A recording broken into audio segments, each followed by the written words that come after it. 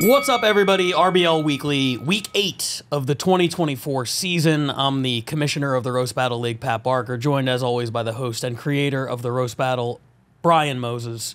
It's been a busy week for both of us. You went on a little scouting mission down to Atlanta. I did some location scouting, got to see the last place team in the league, Pat, and got to see why they're last place in the league. No. They've got some players out there, Okay. but they haven't put together a top 7 battle or even a top 10, I got to say, and I can see why. They don't take it seriously enough. Wow. Yeah, this is big orders from the big honcho. It's very frank. Yeah, very Frank Castillo. I love that, but you won't get that in any other sport. Like, Adam Silver will never just come out and be like, yo, Yeah. the fucking Trailblazers? Trash. Yeah, outside of Wembanyama, what are we doing with the Spurs? Yeah, exactly. Yeah, move yeah. them to Seattle. Wembanyama can ball, but the rest of that team, throw them in the fucking ocean. They stink. Yeah, I mean, I wouldn't say that about Atlanta. We No. can't throw Atlanta back in Atlantis. But, I mean, again, I think I said this on Instagram for being number 3 in HIV in the world. You can't be last place in Roast Battle League. So it was, I mean, obviously they have work to do. 8 weeks into their entire run, and they haven't quite figured it out yet. But you're seeing signs? They've got some You're players. hopeful? They've got some players. There was a kid, I forget his name now. I'm sorry, man. But he roasted the fuck out of me. Out of got you? me. Oh yeah, he got me. Oh, okay. And there's a couple players down there. Like we say, women are the best at this sport. There's a couple ladies down there who are really cooking. So Yeah. Atlanta, I think they will figure it out eventually. Hopefully by week 30. But week 8, they ain't got it. Shout out to Shelly Gruenberg, who's like a star down there. I think she hosted the one you were at. So funny. She's 3-0 this season, and Tabitha Jones in Cleveland also 3-0 this season. She's a killer. We haven't seen a lot of those guys on the podcast, but you got to send a shout out to people who are. I mean, 3-0 over the course of 2 months. Very impressive. Very impressive. Yeah, it's very Ryan Cullen-like. Very John Ajota-like. Exactly. Yeah. But no, Atlanta, yeah, just step it up. But you guys are figuring it out. You got to crawl before you can walk, before you can run. So I get it. Yeah. Well, that's good stuff. I've been crazy busy out here. The Netflix roast of Tom Brady this Sunday night on Netflix. Please watch that. Because if enough people watch it, they'll keep doing more of them. Yeah, and this is live. This is big time. Dude, it's insane. Yeah. I'm being relentlessly optimistic in the room. I'm like, oh, it's gonna be great, but in my head, I'm like, ugh. The dais is crazy. Oh my god, I'm sworn to secrecy, but like some of the names on this thing are absolutely nuts. The reach of the writers on the thing are crazy. I've gotten some calls about who's writing for who. I mean, you guys wouldn't believe some of like the people who were writing behind the scenes, the ghostwriters of this thing. Oh, yeah. It's the fingerprints of Roast Battle are all over this. The fingerprints of some of your favorite podcasters and comics are all over this. So if you're a fan of comedy, this is kind of the Super Bowl when it comes to just written jokes. Tune into this one. And if you're a fan of Roast Battle, it would be really cool, like, for these people to know just how many people who have a Roast Battle past are getting their. You're going to be listening to a lot of jokes on Sunday night that were written by some of your favorites. That's like, awesome. Roast Battle has produced the next generation of like roast writers, Exactly. which is pretty cool. Yeah, eat that, roast me. Yeah, dude. You guys, I don't see one roast me person in that room. Oh, let's not start that beef. Yeah, no, we don't want that. They will eat us alive. Yeah, let's jump into the battles this week. How about that? Huh? Yeah, I don't want the roast me smoke. We're going to keep it moving. As always, the 765 battles we do not watch in the studio. I'm about to toss to them. You're going to enjoy them. Little bit of a spoiler alert on this episode. If you watched the last one and you thought, boy, that's a lot of really heavy accents in the top 4, we sat here and we watched it, and I got good news for you. Not one accent in the top 4 battles this week. No way! It's- USA.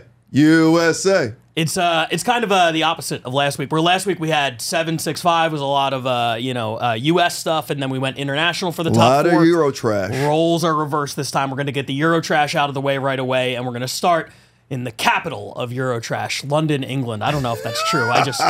Sometimes you're riffing and some things come out. I'm sure London's delightful. This battle features a guy who it's very interesting to me because other than Shalaka and Duffy Connors, who we've talked about, this guy had the most wins in the entire league last season. And What? not one RBL ranked battle. We never saw this guy battle that I can remember at any point. I know who you're talking about. His name's Joseph Murphy. He went, I think, like 11-4, 12-4, something like that, and he never made it onto RBL Weekly that I can recall. So this is his RBL Weekly debut. It is Joseph Murphy, one of the winningest battlers in the history of the Roast Battle League, going against Saliha Masood. Here it is. Yeah. Saleha has been fasting for Ramadan, allegedly.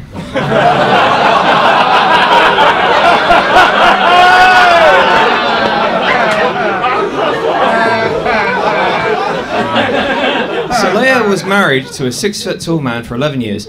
He had an operation to remove a large malignant growth. By divorcing Saleha,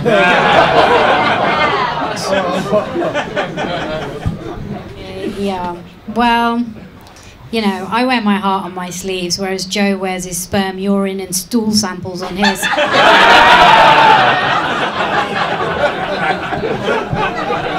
But I'll keep it short. Joe's taken time off today from both of his jobs, fashioning a fanny out of other people's skin, and leprechaun.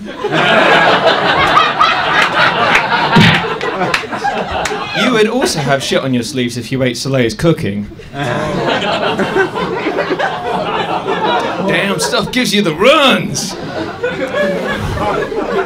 Saleha is a Muslim and lives with her daughter in Croydon. She's terrified her daughter will run away and join ISIS because Saleha will lose her housing benefits. Saleha's daughter is a whole head taller than her. If she joins ISIS, she'll be a whole head taller than a lot of people.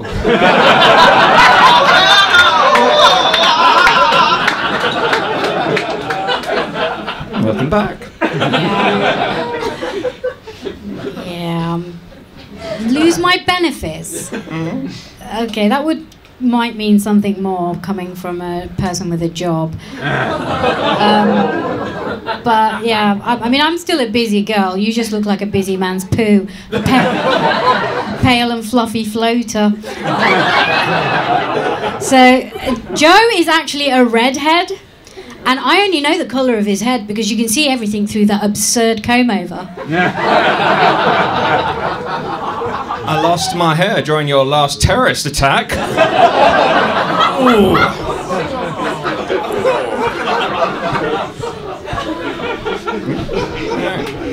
At Nottingham University, Saleha was a life drawing model.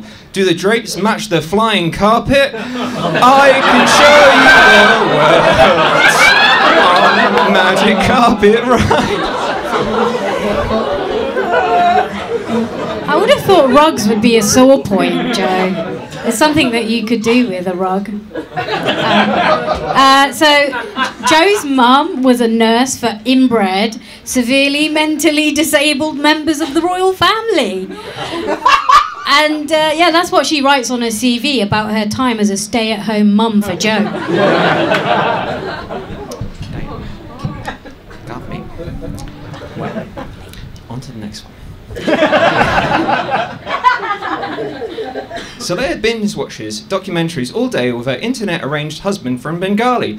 Finding Neverland had her reaching for the tissues. Unfortunately, he'd already used them up, the pedo.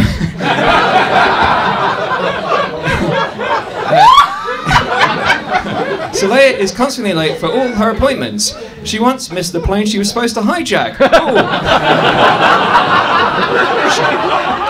She'll be late to her own funeral, and that of her victims.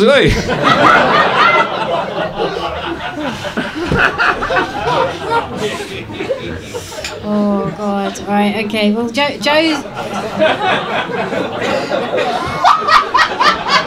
Fucking hell. Okay, that's a word salad. But Joe, you've been sober for 3 months, and you still sound like you're drinking floor polish. But.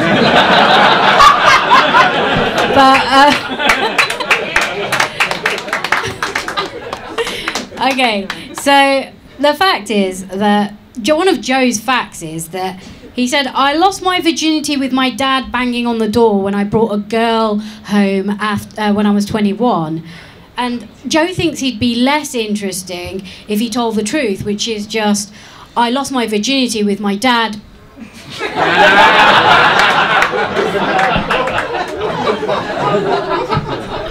Takes one to know one. He is your father groom. You are his child bride. You can do what you want, but you can't leave your room. Right. Here's another song. Here is the heavy metal Slayer, Roast of Slayer. I call this one Heathen Bint. On the day of the Lord who is nailed to the cross comes this goblin woman from the land of tigers. Her eyes cast no soul, her nails like a claw, her banshee voice worse than any war. She's a heathen bint, heathen bint.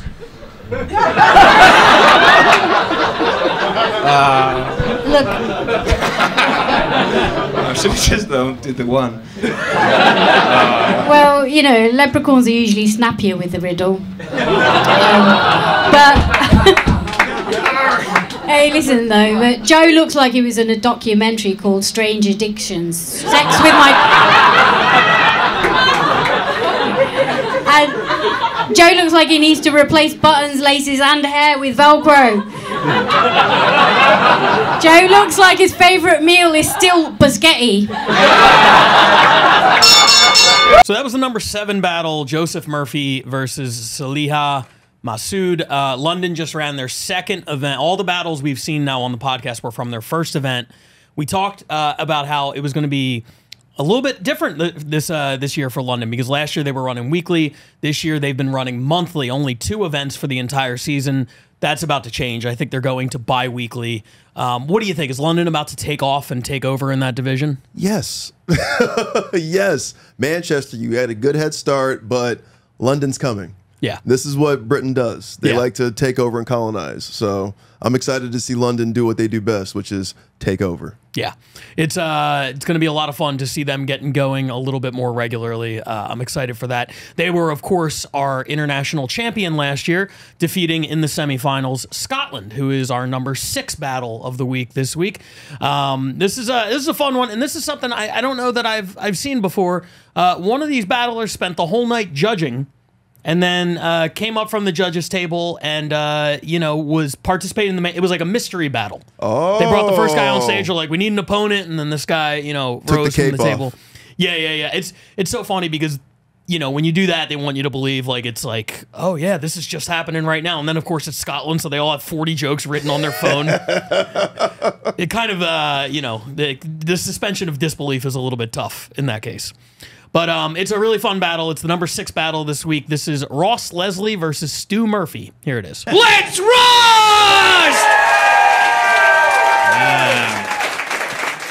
So fucking stitch up, but okay, let's continue. Cool. Point against. Point against. Point again. I don't know, I'm just saying. Point against. In your own time, stop delaying the inevitable. Billy fucking... I'm not judging, I'm just watching. Oh, okay. Sorry. So this is Stu. You've seen him all night. When Stu is not causing solar eclipses like the one earlier today, when he removed his Spanx, he's a big movie buff. So much so he's got a podcast called Stu and Joe's Big Dumb Film Show, which is now on to its 2nd subscriber. It's an officer from Police Scotland checking which of the new hate crimes he's breaching. An avid film goer, he especially enjoys the work of filmmakers from minority groups. That's the kind of guy he is. Mainly those of the Jewish filmmaker Harvey Weinstein. He supports all he does, and then he was very disappointed to find out he does movies as well. Thank you, and nice of you to turn up in your Steve Jobs cosplay. You said it looked nice. I just made that up off the top of my head. That isn't on the clipboard. Oh, wow. This is pictures of your wife. This is that she sent me. It's difficult for me to roast Ross, to be fair, because he is a good friend. And he's kind and a generous member of the Scottish comedy circuit. So generous, in fact, that if he senses an audience is going to laugh, he won't take it. He'll leave it for the other comedians on the bill. Every time. It's always good to see him on stage, doing a set. So refreshing. Finally, to get to see a straight white man talk about being a husband and father. I mean... It's groundbreaking shit. It isn't often you see someone who's had 4 children yet still carry themselves with a sense of palpable underachievement. It's great to walk into a gig and see Ross's name on the running order because you know that the promoter has said this gig is too diverse. We need to water down this multiracial sexual grab bag of a gig with a white bread mayonnaise sandwich of a comic. Get me the blandest comic you know. He's not available, then get me Ross Leslie, he's cheaper.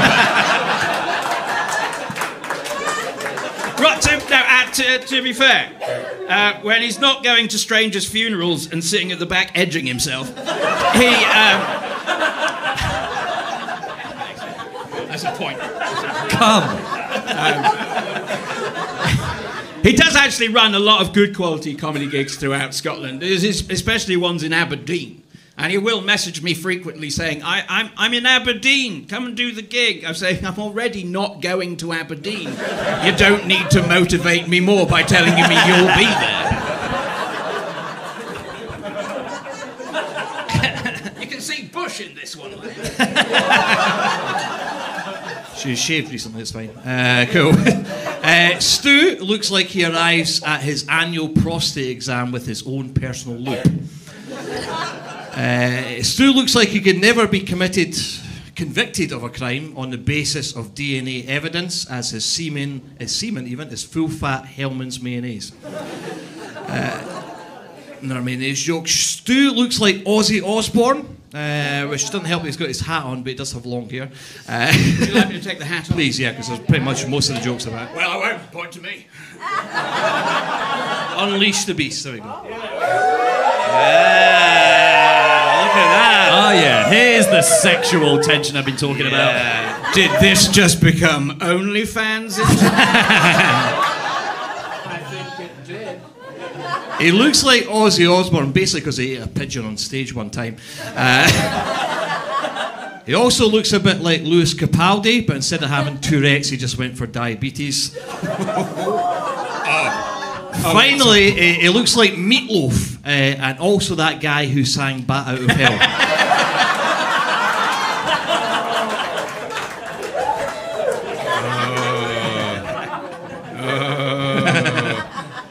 You've poked the bear now, son.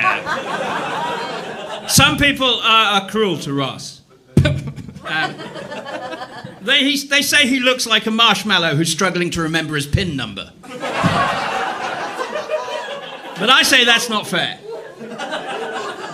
The same people do also say that the thing that's less easy to defend, that Ross is a little bit dull. I'm creating tension. Okay, I'm aware. That's right. When you look up the word beige in the dictionary, it says, "Hello, Ross. We see you're looking up your favourite words again. Please stop calling us to discuss them. Yours sincerely, the people who run the dictionary." Ross runs a walking tour of Edinburgh, where he describes the city's history. Now that the work on the bridges is underway, he's had to take a different route, which explains why the number of suicides off the bridge has halved. And why the number of suicidal Princess Street Fountains Gardens drownings has skyrocketed. But Ross is quite dull. He's so dull that his favourite website is Microsoft Word. He's so dull. How dull? Thank you. One person with comedy fucking instinct. Ross Leslie's drag name is Ross Leslie. He's so dull that someone stole his identity and then committed suicide. He's so dull that if you say his name into a mirror 3 times, a bowl of plain spaghetti appears and gives you depression.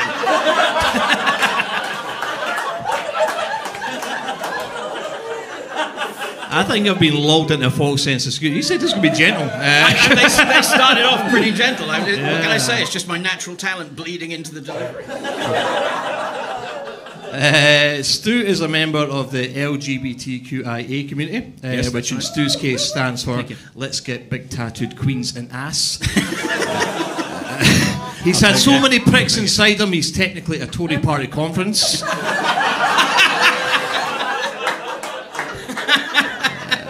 That's a solid point to him. Even I've got to give that one to you.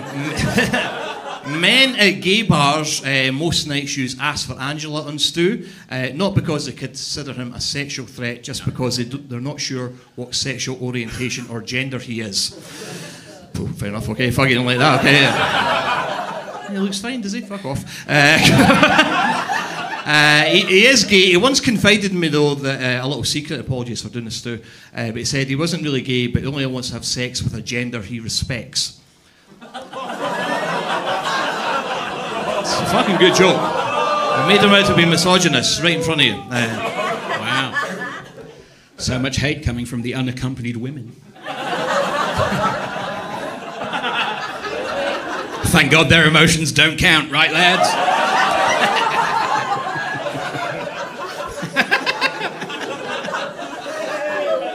Shut up. Listen, a man is talking.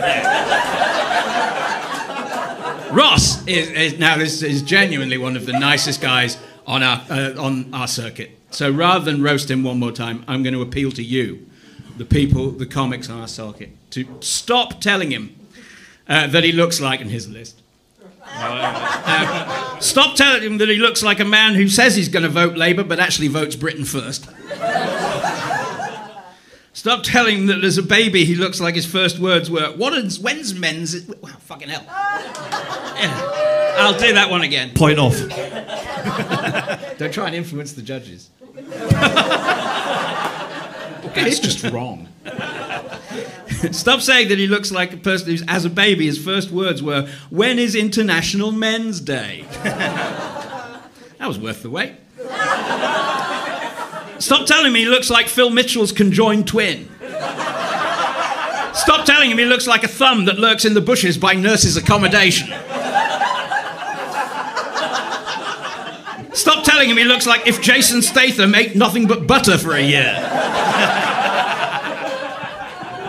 Stop telling him he looks like a potato caught whacking off in an Ann Summers changing room.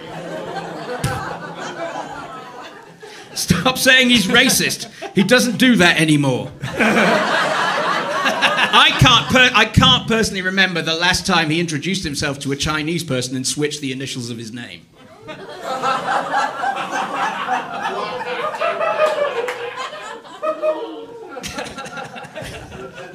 Stop saying those things.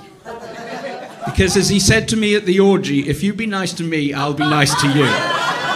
Ross Leslie, ladies and gentlemen. I mentioned Stu being gay. He's smashing stereotypes every day for gay men, all the time, because we especially say gay men are obsessed with their appearance. Not breaking down barriers every day.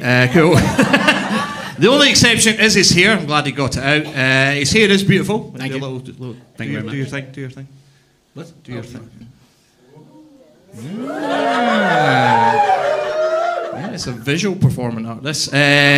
Sometimes from behind he gets people think he looks like a bit of a sturdy woman. Sometimes people on workers on a scaffolding will catcall him. Then he'll turn around like, oh, could be, I don't know. His hair is now so long he's legally an Afghan hound. Afghan hound is also his Grindr username. Your Grindr username is Ross Leslie. Yeah. No doubt. He will fuck you so bad it was like the Taliban were there. Wow.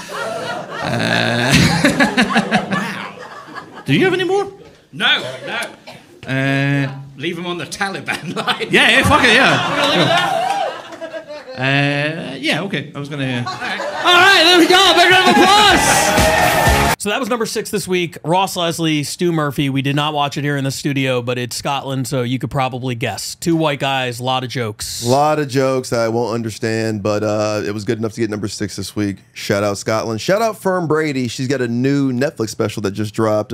She's one of my favorite battlers from across the pond. She's Scottish, and she's got a new Netflix special, and she's battled, I think, on 1 or 2 seasons of Roast Battle UK. Wow, okay. Yeah, she's badass. The TV. Yeah. She's a monster. She can write a hell of a joke. Fern Brady. Yeah, Fern Brady. Okay. Yeah, not Tom, Fern. You know, Netflix is just scooping up all the Bradys. Oh, it's the Brady Bunch. Exactly. Exactly. So Scotland picks up 2 more points. They extend their lead over Toronto. Of course, we've seen Toronto 2 weeks in a row at number 1. And I said that this week there were no accents in the top 4, and you started chanting USA. That doesn't necessarily. I didn't say anything about Canada. Oh. Could Toronto pull off 3 weeks in a row? Let's go. We'll find out. But for now, okay, we will stay outside of North America with our number 5 battle this week. This comes to us from Tokyo. 2 weeks in a row, Tokyo putting points on the board. They were number 3 last week, number 5 this week. This one does not feature any accents because it is, I believe, an American and a Canadian who just happen to live there.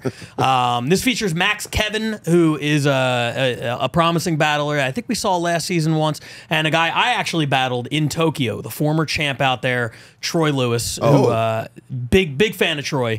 And these guys had a barn burner of a battle, a slobber knocker, as you would say. Yeah. It's number 5 this week. Troy Lewis, Max Kevin from Tokyo. Here it is. Battle! Battle! Battle! Battle! Battle! Battle! Battle! Ding, ding, ding!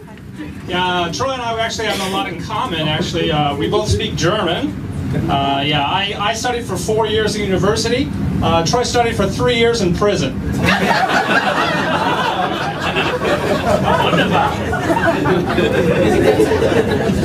Sorry, that's a stereotype. That's a stereotype. Troy's he's actually a hard-working, intelligent family man, you know? Even as a teenager, he was breaking many stereotypes. Oh, no, sorry. He was breaking into many cars to steal different types of stereos.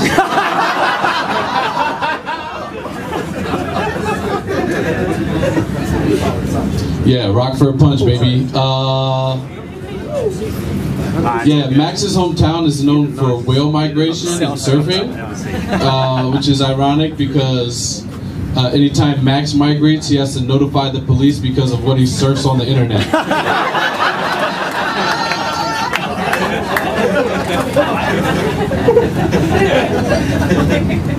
Legally required, yeah. Yeah, Troy's got good fashion tonight. You know, he often wears a front pack, you know. He wanted to buy a fanny pack, but in Japan they didn't have his size, badonkadonk.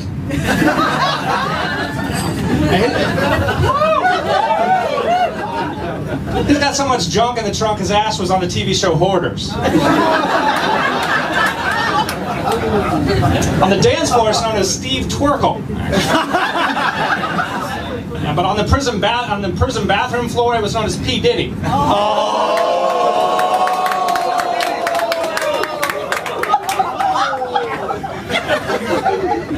P. Diddy busted me yet. That's right, ass. Man. You have the ass of somebody whose parents are related.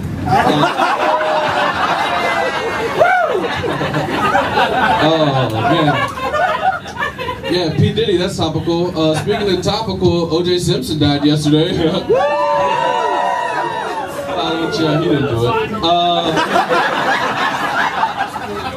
Max actually has a lot in common with his ex-wife, Nicole Brown Simpson. They both went to Dana Hills High School in California. They both speak German. The only difference is when Max's spouse stabs him, the only thing left bleeding is his asshole.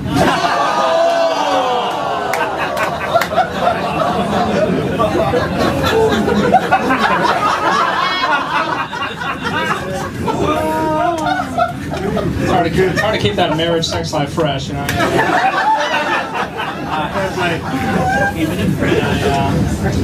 Troy's a fitness enthusiast. You know, he takes lots of supplements. His favorite supplement: white bitches.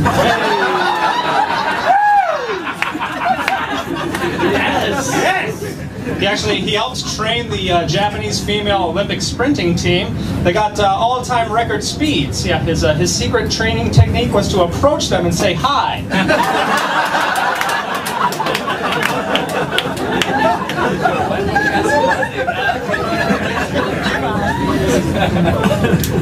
Yeah, so when Max was in high school, he worked at Blockbuster. He actually still has his name tag, and rumor has it when he holds it to his ear, he can still hear the voices of customers pass saying, "Why does this kid keep recommending hentai?"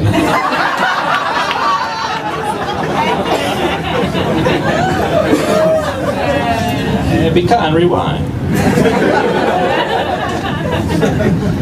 Troy likes to draw. You know, sometimes he's a judge of these roast battles, and every time he sketches a picture of the comedians, you know, which is kind of ironic because usually it's the Japanese police sketching pictures of him.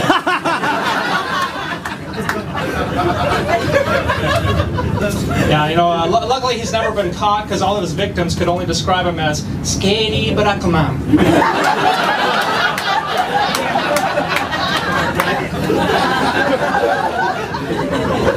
That's also what your wife calls me when I visit you.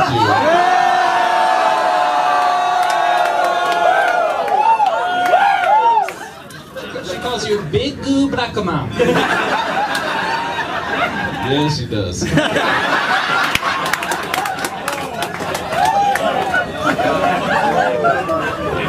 Oh, man. Yeah, I'm in the corner filming. It's okay.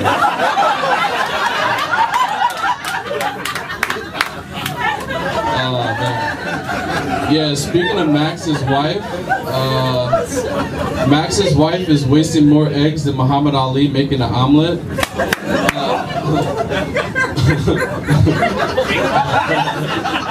Max says he doesn't want kids, but the truth is his swimmers are a little bit confused because his wife does all the backstrokes.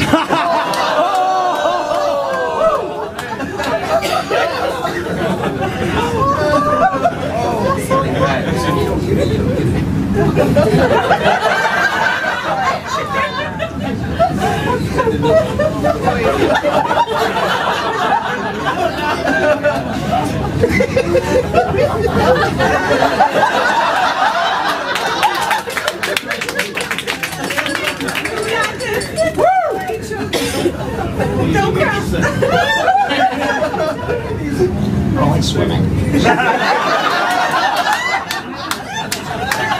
You look like you cut through the water really well.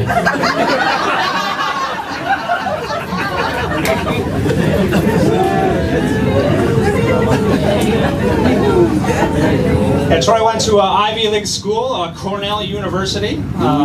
Yeah, Cornell was founded by Ezra Cornell and Andrew Dixon White. And coincidentally, Troy's nickname in his fraternity was also Dixon White.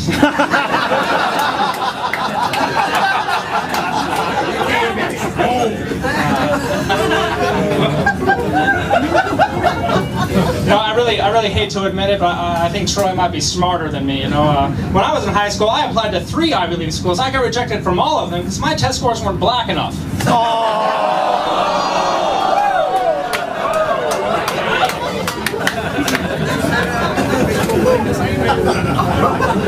Yeah, man, being smart is lame. Oh, yeah. Max, I almost called you your real name. Max is on the carnivore diet.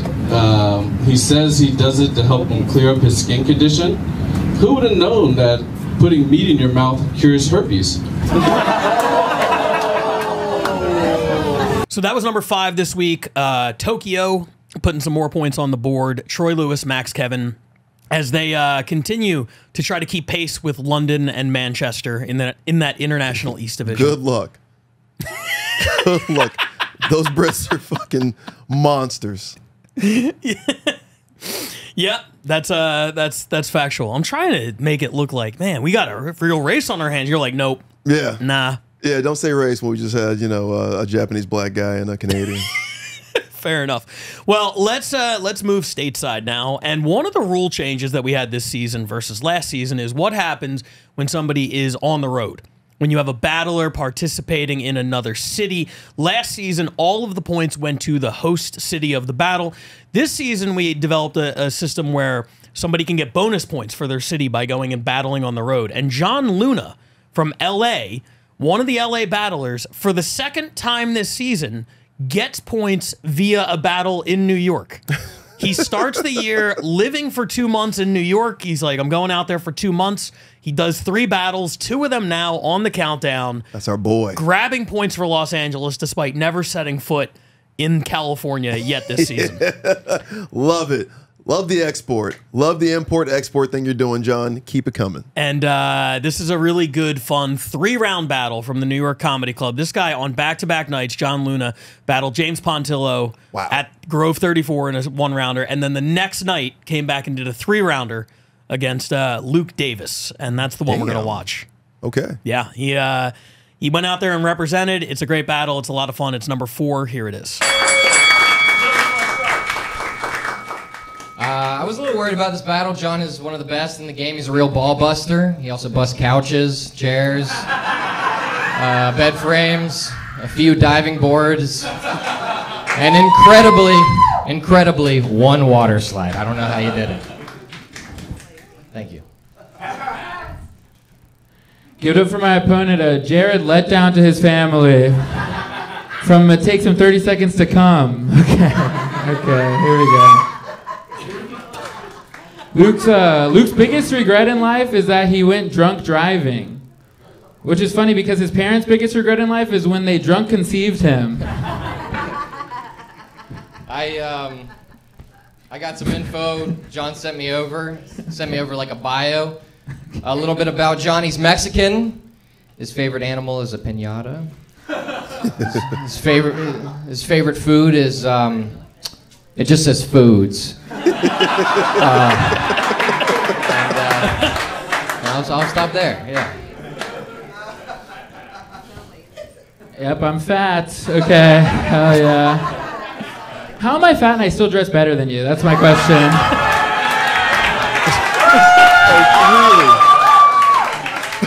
Dude, Luke, you have to give your hair back to that Asian lady you stole it from. This is bad. As soon as Luke, you go. Luke actually grew out his hair because he wanted to pull someone's hair when he comes, you know? Okay. I don't know, you know? And so. Is that why you grew out your fucking fat ass?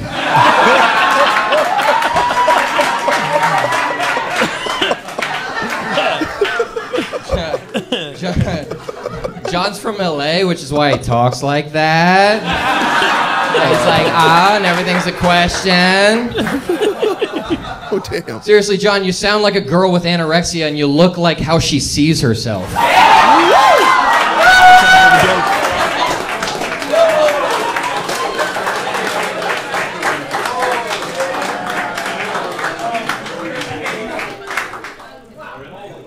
Thank you.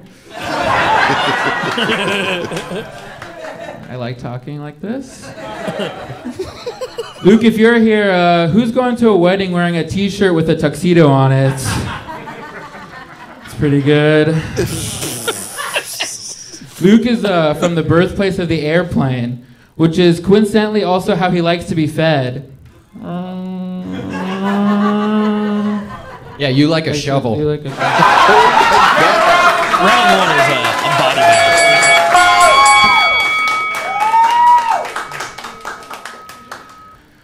Luke, if you're here, then who's taking rollerblading too seriously? You know? Thank you. Okay, 2 act outs. That's sick. When Luke started comedy, he was deciding between joining the Peace Corps or starting stand-up comedy. I think you should have joined the Peace Corps because then maybe you could have actually traveled for your job. You know? It's a big part of comedy is traveling. You know. I live in Los Angeles. I'm here. You know. Okay. Don't you live with your mom there?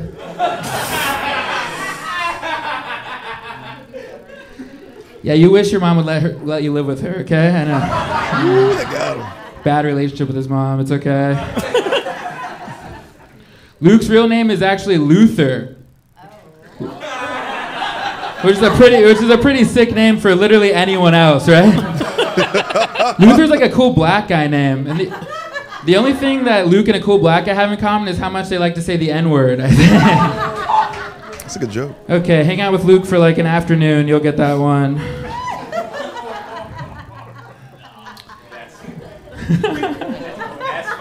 No. I'm vibing. Nice. Luke looks like a homeless guy on the subway got queer-eyed. Say that? He got it out of him. They didn't want to give him that N-word joke. I'm fabulous now. Luke is 5'11 and a half, and he's German. So unlike his ancestors, he just couldn't quite get to 6, you know? Okay. That's for the history buffs, that one.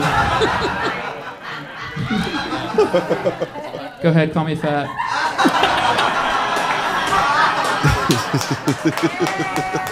I'm not gonna do that. I'm not gonna call John fat. I want to talk about John's sex life, okay? Yeah, that's right. That's right. John has a sex life. He's actually a sex addict. It's a real problem. His biggest vice is cunnilingus. Cunnilingus. That's right. He loves eating box. Yeah, Jack in the Box. Guys, I'm serious. This guy's got a problem with sex, okay? It's everything. It's 69 cream pies. Yeah, banana cream pies. Stop! No, seriously. I mean, this guy can't get enough of boning. Yeah, boning wings. That's a good one. He's addicted to ass. He's addicted to ass. Yeah, asking for items off the secret menu. Okay. Seriously. John is a sex addict. He's such a sex addict, he actually once had sex with a man.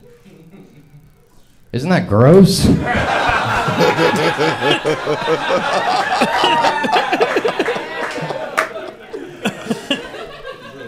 Give a round of applause.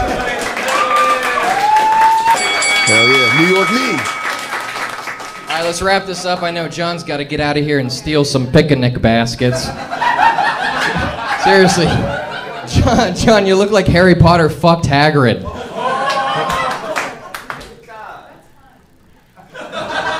That is fine. Okay. I'm good. Give it up for my opponent, Mitch Never Gets Hedberg. Okay. For the comedy heads. Okay.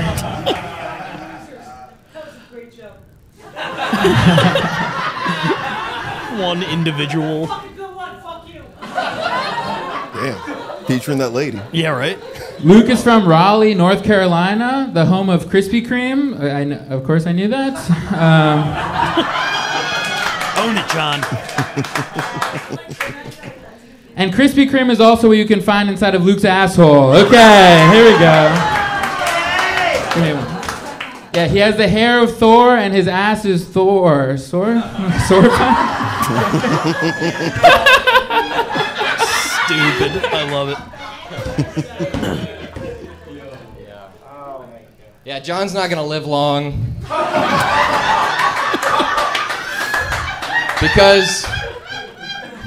Because he'd rather live Moss. John,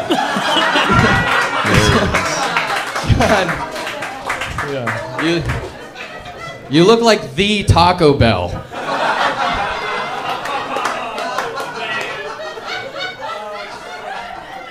You kind of look like the Taco Bell Chihuahua a little bit. I don't know. All right. Luke has really soft hands. That wasn't in the bio.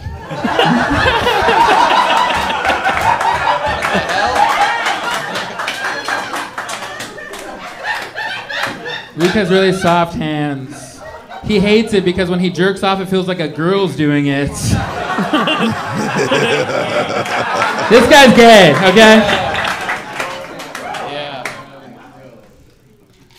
Yeah, well, I might be gay, but John is Mexican. I mentioned that before. Growing up, he always wanted to be like a cholo, like a real Mexican gangster, but he could never get that top button. That's a good one. Very good. I wear clothes that fits me. Okay, I don't know. We'll make this quick. Luke needs to get back to sniffing the city bike seats. Okay, everyone. I don't know. He's a weirdo. Just to know if they're charged. Okay. Luke got bullied in middle school, if you can imagine, and one bully bullied him by pretending that he didn't exist. That bully grew up to be every woman alive today.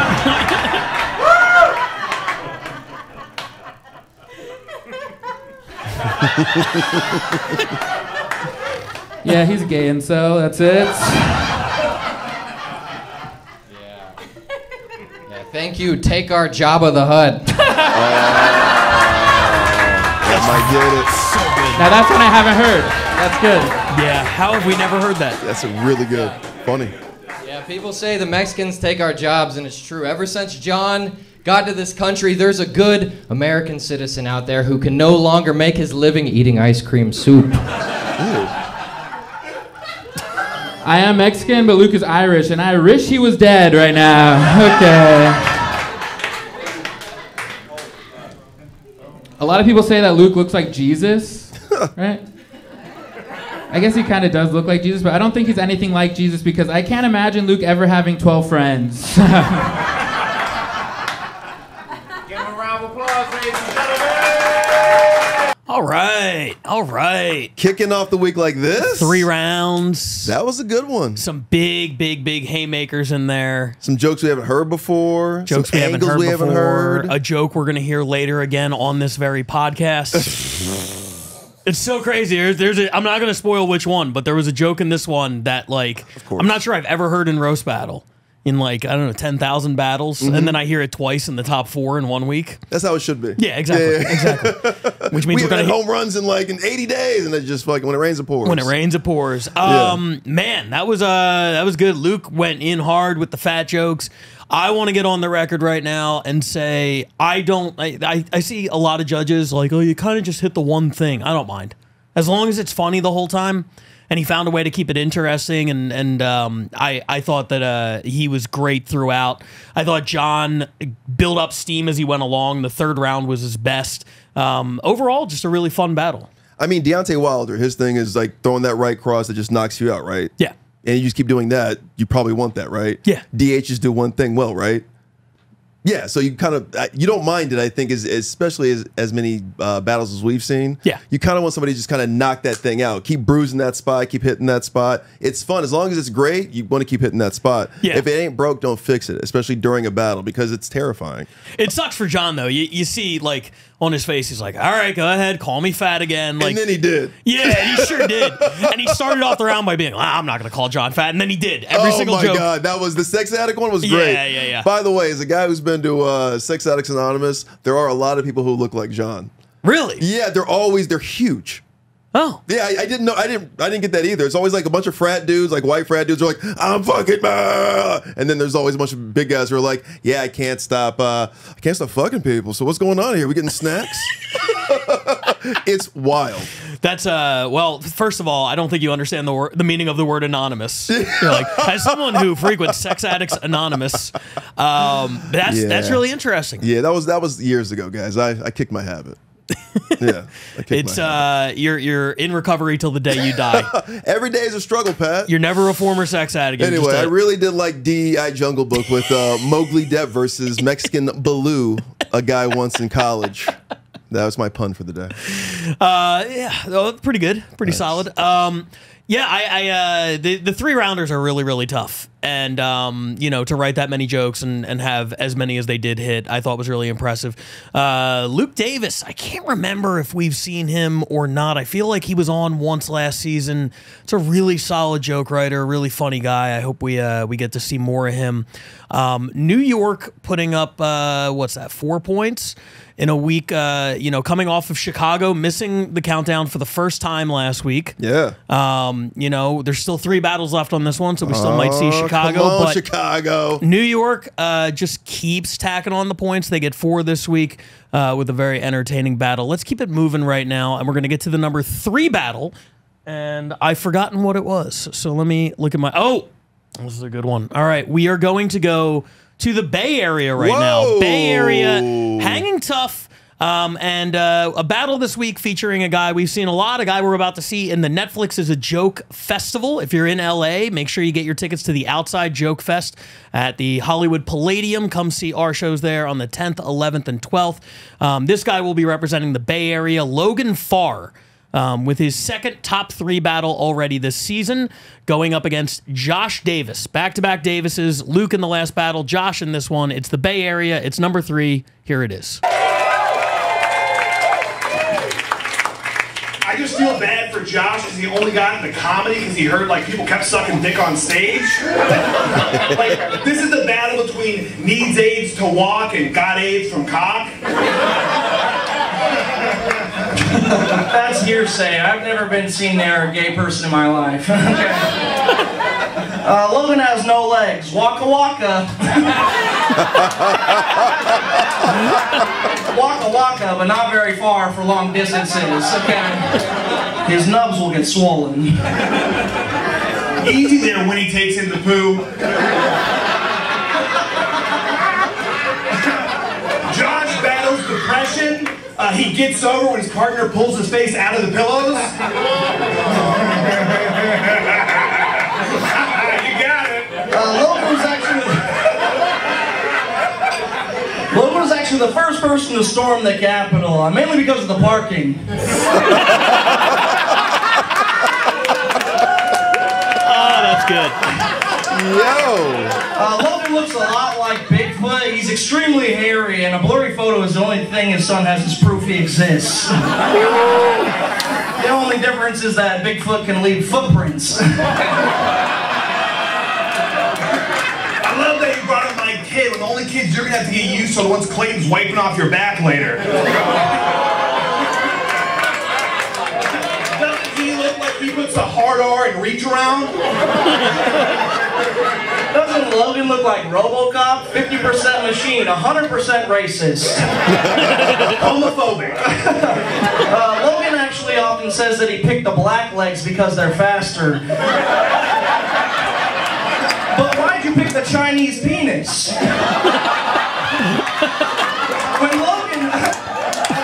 When Logan's naked, he looks like a member of the CIA if it stood for cock is absent. Oh my God, dude. It's battle. Really good. Ladies, I have a big tongue. What up, girl? I got a 2-inch dick but a 7-inch tongue, and I know how to use them both. You know what? I feel bad for Josh. His last girlfriend actually broke up with him because of Swiftie. He's not into Taylor. He just comes very quickly.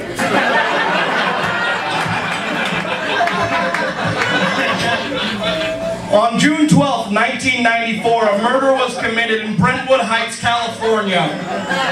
The murder was never solved, but there has been talk. This led to a national media frenzy and one of the most televised court cases in history. Logan Farr committed this murder.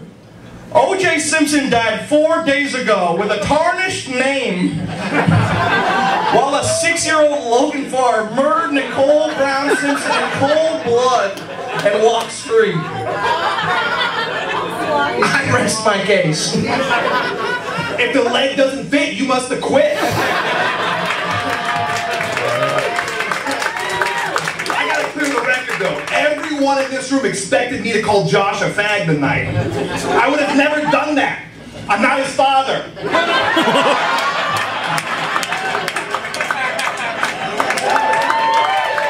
Man, this is a hell of a week, Pat. It's a great week. Yeah. This is a really good one. Area.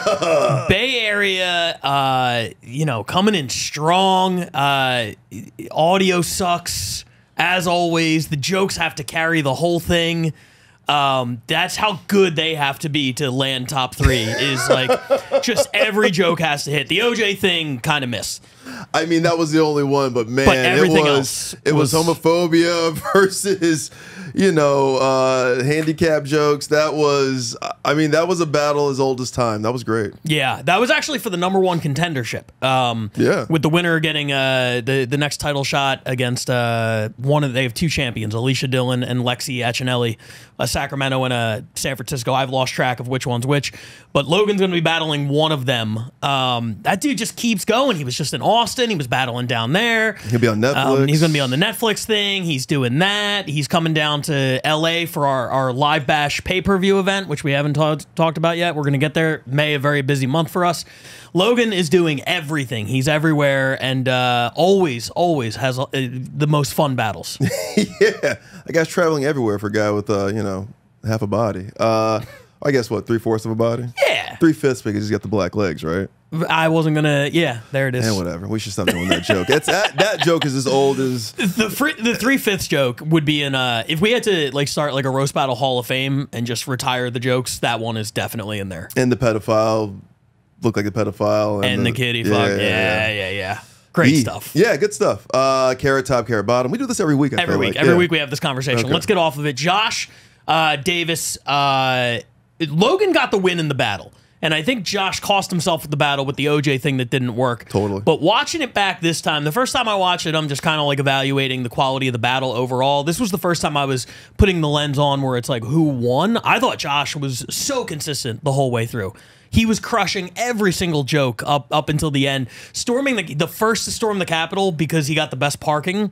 Can't believe we haven't heard that one either. I know. It's so good. There's been so many January 6th jokes, and that's the first one I've heard like that. So thank you, Josh. Yeah, just a great battle. The Bay Area just keeps swinging this season. We're going to get to the standings later, but they have been having a great year. I know they really wanted to put an extra emphasis on this year, on RBL Weekly, on, they Babe Ruthed it. Remember, no, don't let them forget, Pat. They Babe Ruthed this season. They kept saying, no, we're going to run away with this season. Forgot about y'all. Forgot you guys even existed for 8 weeks. Welcome back, by the way, Bay Area. Wow. I love that you call me on my shit. You won't let me get away with just being a diplomatic commissioner. It's not you. It's Josh Means. He needs to know that he Babe Ruth this whole season saying that we're number one. You guys got to fuck with us, and you're fuckwithable. Very fuckwithable. But this was a hell of a battle this week. Great battle. Yeah, congrats to both of those guys. I love the friendship energy in the Bay. The battles that we have seen from there, they're very fast-paced, a lot of jokes. They're all having fun up there. The crowds are really hot in the Bay Area this season, especially, I think that was the Sacramento Punchline. Those crowds are especially great. On fire. That was a hell. I mean, you can't not laugh at that battle. They were having fun.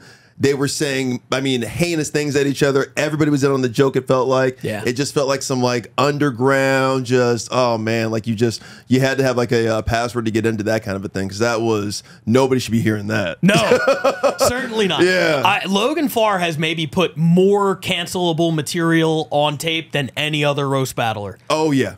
In the entire world. The Logan Farr tapes are wild. That's the name of his first album. The Logan Farr tapes. Great battle. And still, we have 2 that were ranked higher this week. Let's keep it moving. Let's go down the 5. Let's go to Los Angeles. And maybe even further down the 5, because this is the controversy of the season. San Diego. We've had the San Diego battlers come up to LA and score points for LA because there's no official league city in San Diego.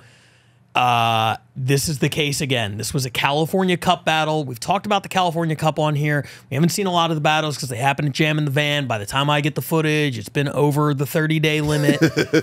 This one took place in the Belly Room. Yes. And boy, was it great. The whole tournament has been a lot of fun, but this is the first one we're going to get to see on RBL Weekly. This is Minnie El-Tayeb representing LA via San Diego. She undefeated in her battle career, I believe 5-0, going up against Deeptanshu Jha, one of the best battlers from the Bay Area. And I was looking at his numbers coming into this week. Between last season and this season, I think he's 8-1 now. This is a guy who has gone largely under the radar. But this performance, I have a feeling, people watch this, he will not be under the radar anymore. It's LA featuring the Bay Area. 6 points for LA, 3 points for the Bay Area, coupled with their number 3 battle this week. Great week for our friends up north. It's the number 2 battle this week. Here it is.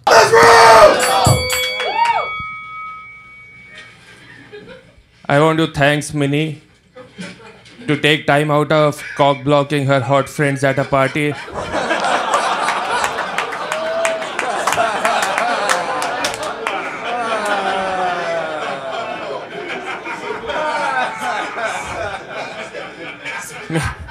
Minnie is a mom.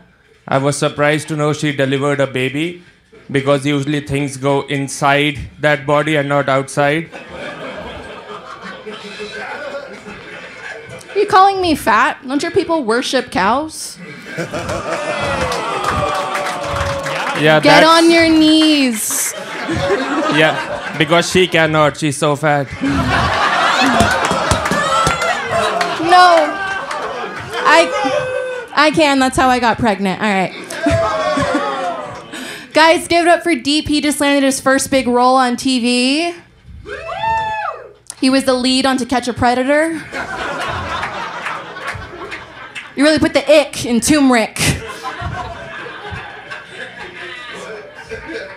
Keep it going for this Mexican spy balloon.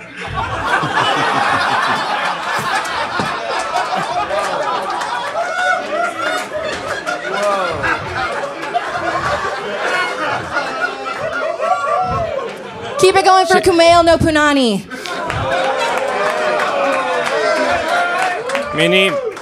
Minnie is half Mexican and half Arab, so she can build a building as fast as she can blow it up.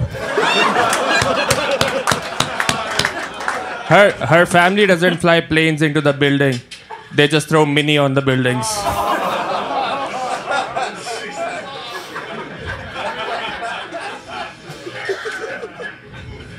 They call his asshole the Taj Mahal because it's covered in white and full of Indians.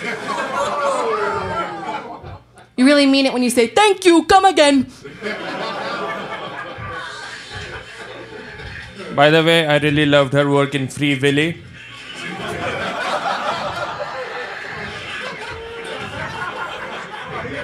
A lot of people call Minnie BBW, a big brown whale, but her parents named her Minnie because they are blind.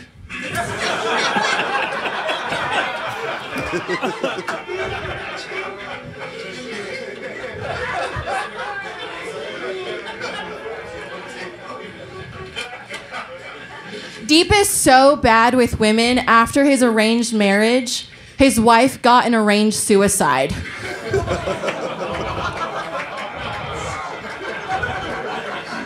Yeah, we all know the only attraction men have towards you is gravitational.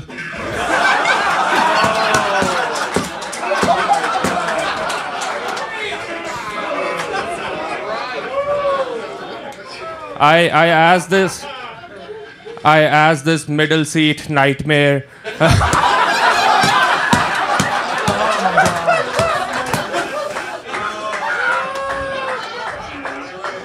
I asked her, "What do you do for a living?" And she said, "Insulin."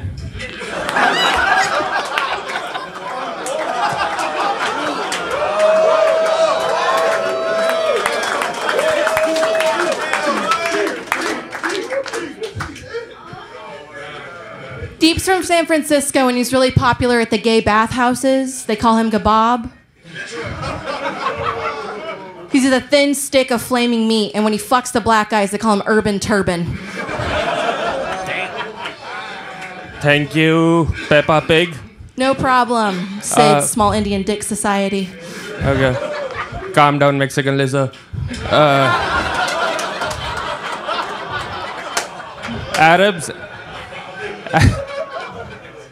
Arabs never forced their women to like wear burqa on their face until they saw this haram Minnie's face.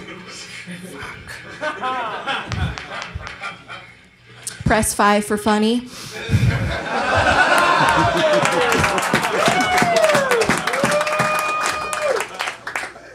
Deep looks like his version of foreplay is eating curry out of a pocket pussy by himself. And you look like you deep fry your dildos. And you're named after your mom, Deep ran through.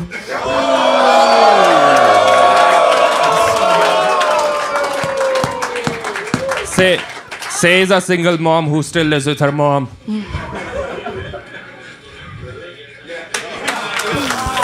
Did I say no accents? You did. I said no accents. No, you said all the battles were here in the States. No, I think I was implying at the very least no accents. I've been very busy, and I forgot that Deep has a very deep accent. Yeah, I hope the people at home can understand what he said, because in the room we can understand, and they were very, very, very funny jokes. Oh yeah, yeah. That's going to be tough to understand. The guy's I mean, look, he's a monster. You know, he was in the room. He was clearly in control. Seems a lot closer on the watch back. Minnie was killing it towards the end. She benefited from the Brian Moses. I don't know how many jokes we've done. Here's what happened, though. I mean, I know they were doing their thing, and again, it's they do the salutation thing of thank you this, thank you that, thank you this, and you know they want to kind of squeeze some things out. Yeah. And then honestly, I mean, you know, when she said press 5 for funny, I thought that was great. And then she went into another joke. The deep ran through thing helped, and then I think he tried to retort, and that didn't really hurt him because he had already won at that point. Yeah. But yeah, there was some hitting after the bell. You know, I would much rather you, for two battlers who are really good, if you're not sure, you do the exact right thing. We'd rather have them do 7 than cut them off early and have them do 4 and not get to their closer. So yeah, right. When in doubt, err on the side of let these guys tell more jokes, because they're both great. I want to talk really quickly just about this California Cup.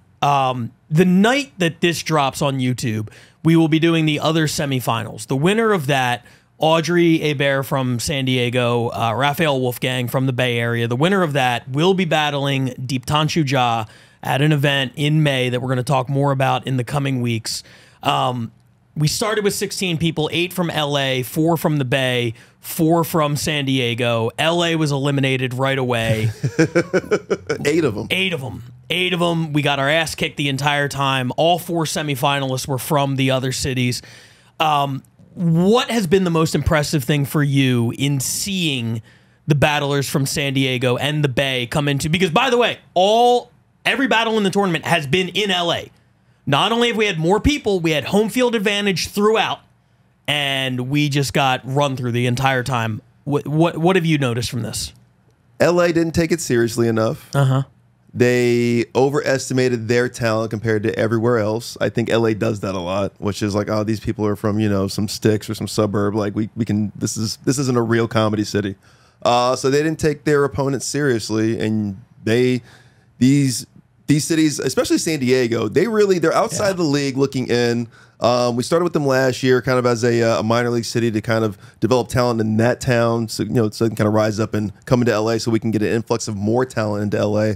But really, they kind of taken over, and now you can see, you know, the 3 standouts. I thought Camille, Audrey, and Minnie, all ladies, all from San Diego, all have a specific type of writing style, and it's so consistent. They don't really deviate or let their emotions really deviate where they're going. If they get hit, they stick to the script and they go with it. Audrey, Camille, and Minnie I saw. But with the Bay, because they're such seasoned roast battlers and they have so many shows out there, you can see it's almost like New York. It's like they have clubs of just roast battles out there, you know, more than 3. Yeah. So, I mean, they get a lot of practice, and you can see that these guys are like seasoned vets. Nothing really knocks them off of their shield. Nothing really knocks them back. They really do. If they're going for a haymaker, they're going to come back with the jab too. Nothing's really going to knock them off of their pedestal. So I really appreciate the Bay's writing style, because I think it might be the best style here in California. And then I really like San Diego because of the consistency to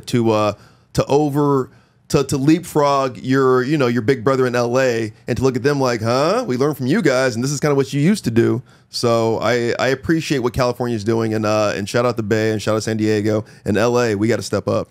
We got to step up, and look, this is now 12 points that LA has on battles that featured San Diego battlers. Right. We had Audrey Hebert versus Lexi Accinelli earlier in the season. That was a number 2 battle.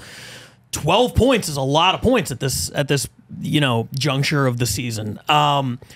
If there was a roast battle San Diego, if they were one of the official cities, these standings would be looking pretty different right now.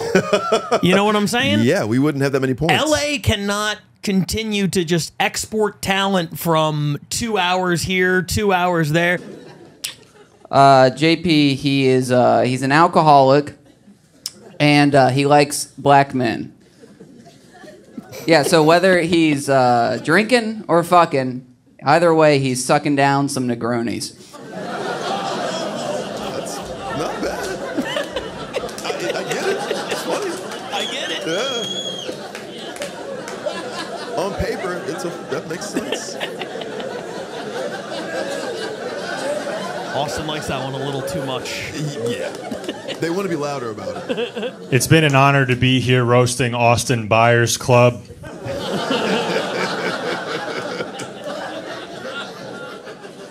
Lucas looks like he would describe a cross burning as epic sauce.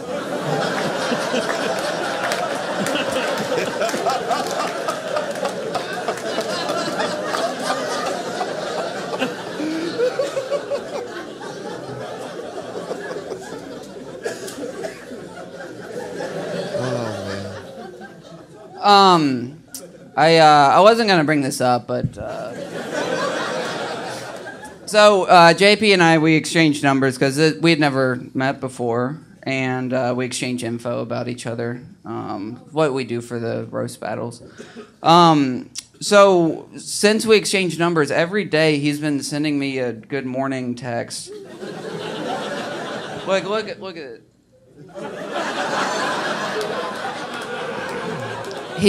I stopped responding. He said, "Why are you mad at me?" And then later he sent a picture of a mouse and said, "The world is so big, yet I feel so small." Anyways, JP, he's 6 foot 7 inches, and 7 of those inches are in his ass, and the 6 feet. Up for these battlers. Wow. The number 1 battle this week, Austin, Texas, with points, well-deserved points also going to New York. Let's get the less interesting part out of the way first. It sounds condescending to say it this way, but we're about to have a JP McDade conversation. So let's first say Lucas McCrary, very funny, the dick-sucking act out, A+. He was very entertaining the whole way through. The thing with the text messages at the end didn't quite connect. But overall, I thought he had a really fun battle up there. Lucas is always fun. He's a rodeo clown. He's always going to entertain. He's always going to be fun. Doesn't really matter. He did the classic Austin thing. He just kept calling the other guy gay. Yeah. Did the classic Lucas McCrary thing. Yes. He's like, everybody's going to call me gay? How about I'm just going to call y'all gay? And then it's funny because I'm a gay guy calling y'all gay, even though we don't know what he is. I don't think any of them are gay. I don't think, exactly. I don't think any of these people are gay. Yeah. They just call each other gay the whole time, and I think not one of them is actually gay. That's Austin. That's John Luna in New York. Yeah, everybody's If you walk into roast battle and you're straight, you're gay. Yeah. It's a gay sport. We're all gay here. It's a safe space. We're all gay.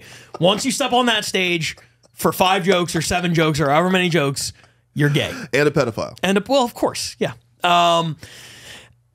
Lucas was great. He's one of my favorite battlers to watch. Really enjoy him. JP McDade, I texted you this night when that happened, and what did I say? Well, I was crying because I couldn't make it, and everybody kept telling me that Heather Keith was going to take my job. So, in between spoonfuls of Haagen-Dazs, I went back to some JP McDade battles at the Roastmasters online, and I was like, the way this man has evolved after watching that battle, after you had told me that, and going back to that text message, and in between of the breaks here when the camera was off, I was saying this. I was like, that guy has a PhD in this. Yes. I mean, he's doing left field silly references, making them basic, everybody can understand roast jokes, and just landing them every time to a point where his opponent is even like looking at him in awe and laughing at the jokes, and then just like, well, you're gay, because there's nothing you can say back to what this man is writing against you. Yep.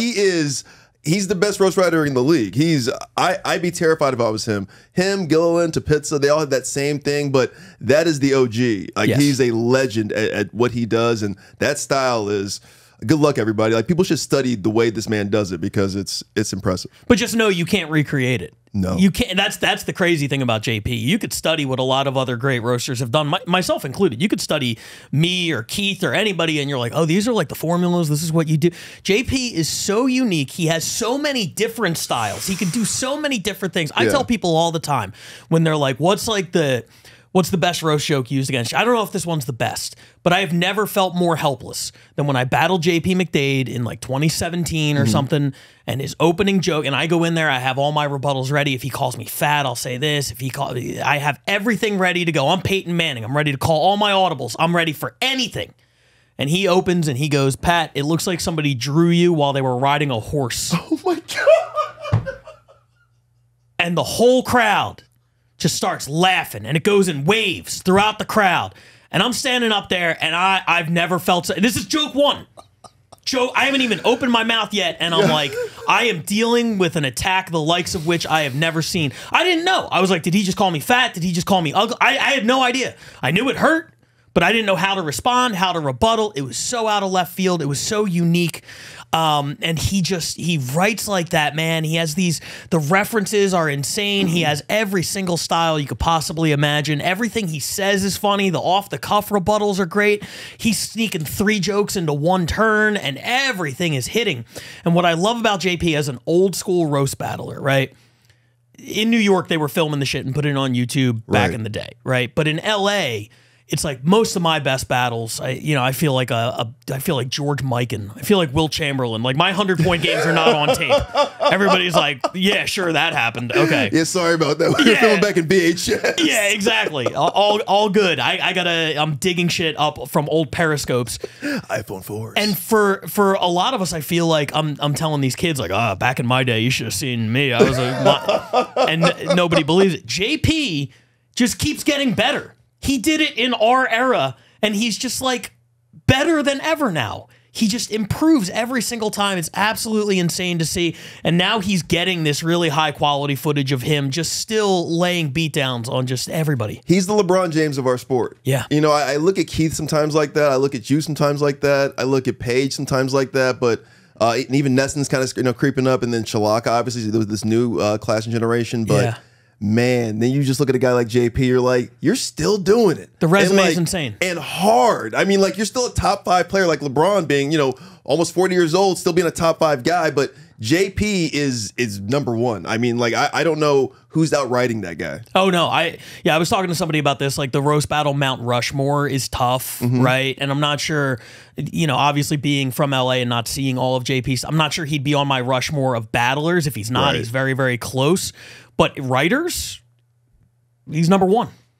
He's the best. Yeah. I mean, yeah, you look at Mike Lawrence, obviously, because, I look at that guy as the bar. Sure. But, after watching, what I've seen JP do in the last, 3 or 4 years at this point. JP's also done 60 battles. Right. Something like that. Yeah. Mike Lawrence did 12.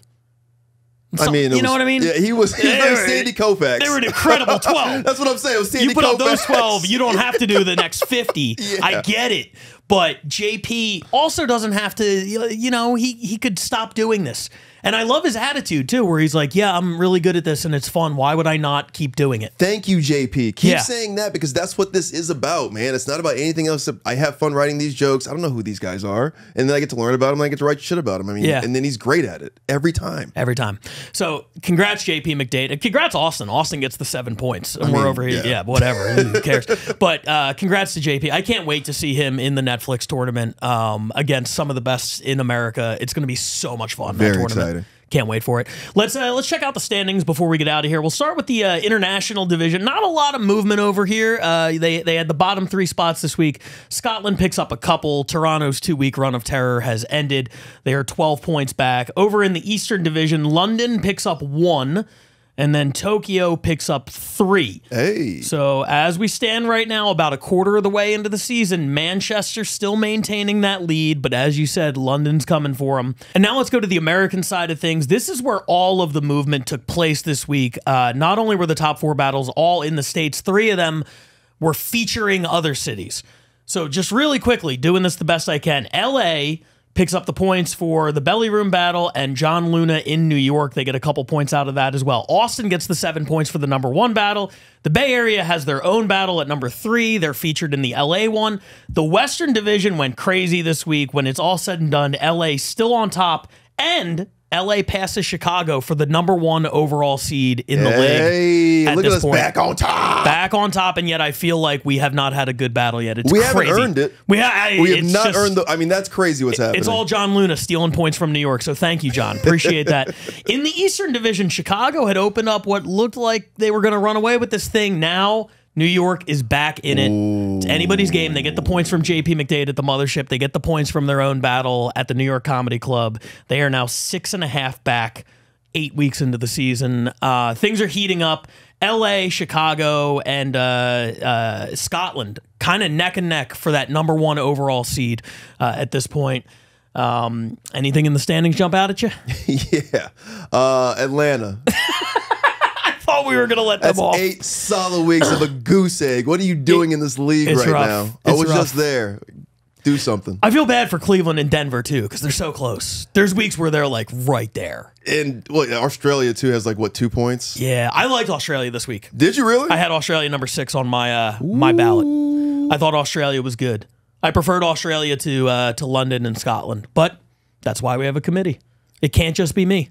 Because I'm biased towards Australian people, apparently. But yeah, they all of those cities, they need to start putting some points on the board sooner rather than later. It's all good. We're going to keep getting points. We got the California Cup Finals. We'll get points out of that, even though we have no LA battlers. Yep.